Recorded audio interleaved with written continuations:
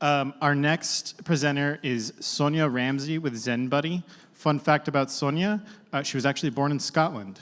So ZenBuddy, Sonya Ramsey. Thanks. Thank you. Thanks.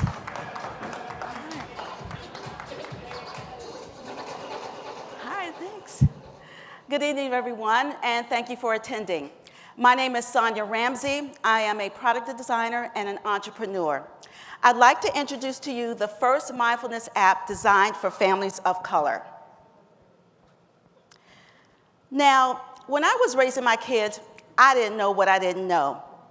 And I was just decided to focus on mindfulness. I didn't know what mindfulness was, but I wish it was something like there to help me raise my kids and to guide me. But to tell you the truth, mindfulness was always there in the wisdom of my parents and grandparents. But I didn't know how to use it, I didn't have a name for it, and I didn't know how to intentionally use it in my life. Now, for families of color, mindfulness is not just about relaxation, it's about resilience.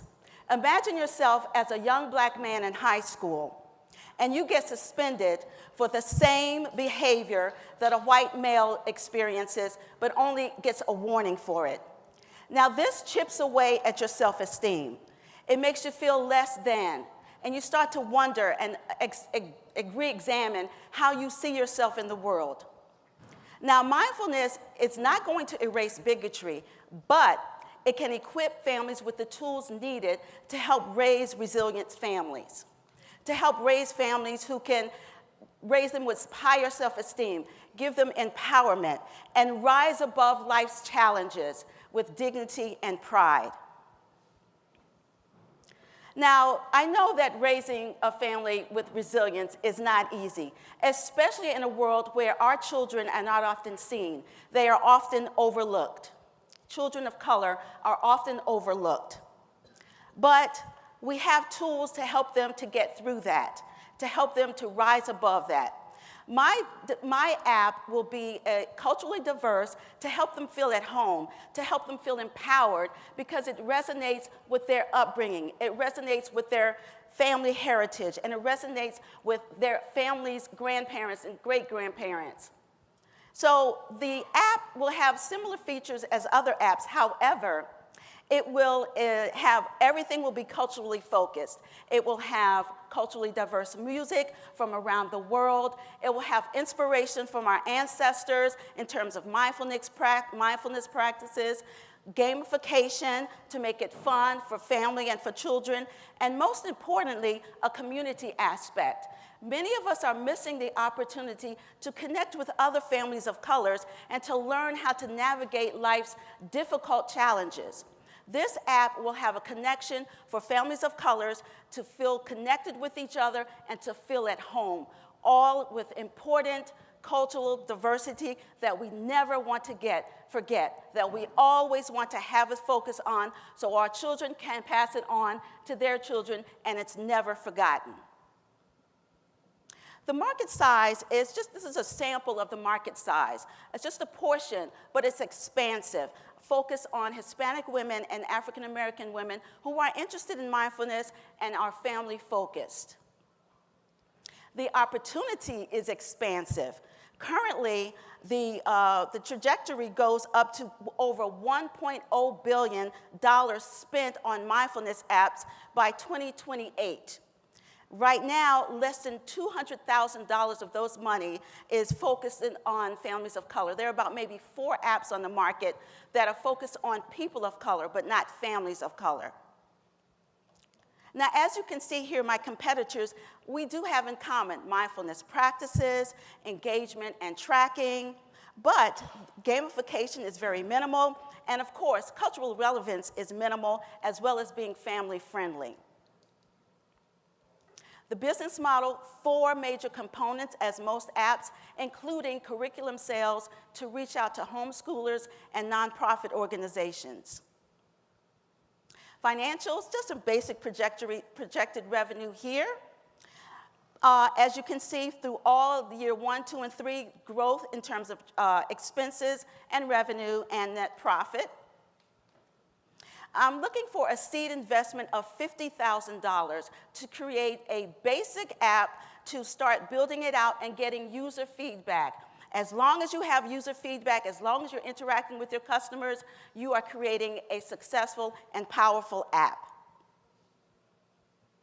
The use of funds, most of it will go into product development in order to create something that is quality and that is meaningful for families of color. And then, of course, marketing, branding, and content and curriculum. We want to get into homeschools. We want to get into private schools. We want to get into nonprofit organizations to serve families of color. I have an expansive team, including a professor in user experience, a talented app developer, and so forth. I also have an alignment with another entrepreneur who develops products for families of color. So I'd like to invite you to scan this app here and learn what your mindfulness, type of mindfulness activities your family would like. As you scan that app, then you can keep in touch with me and learn more as we develop this app, and you'll be on this journey as we develop something for families of color, and we'll never forget our cultural heritage. Thank you.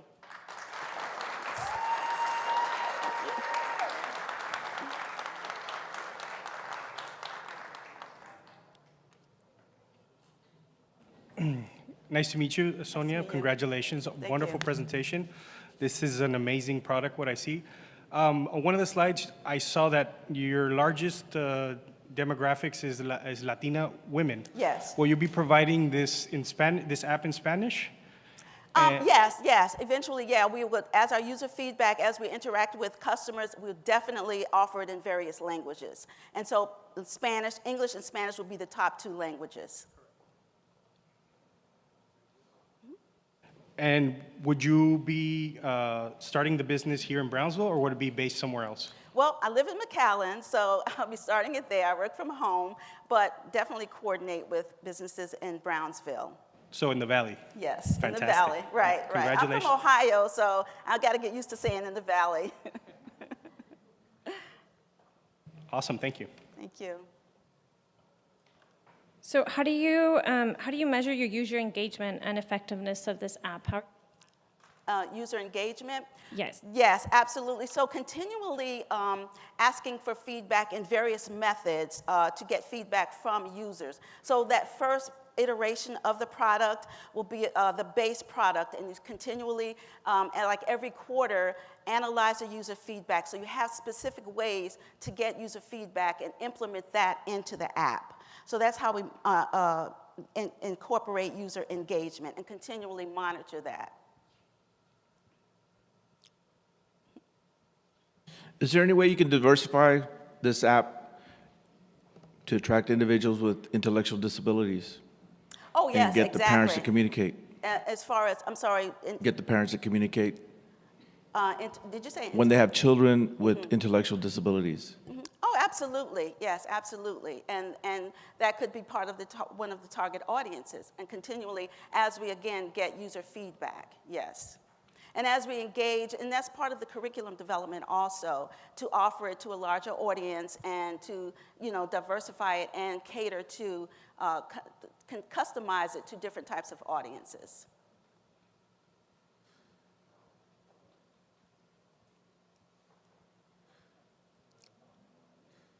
Okay, thank you very much.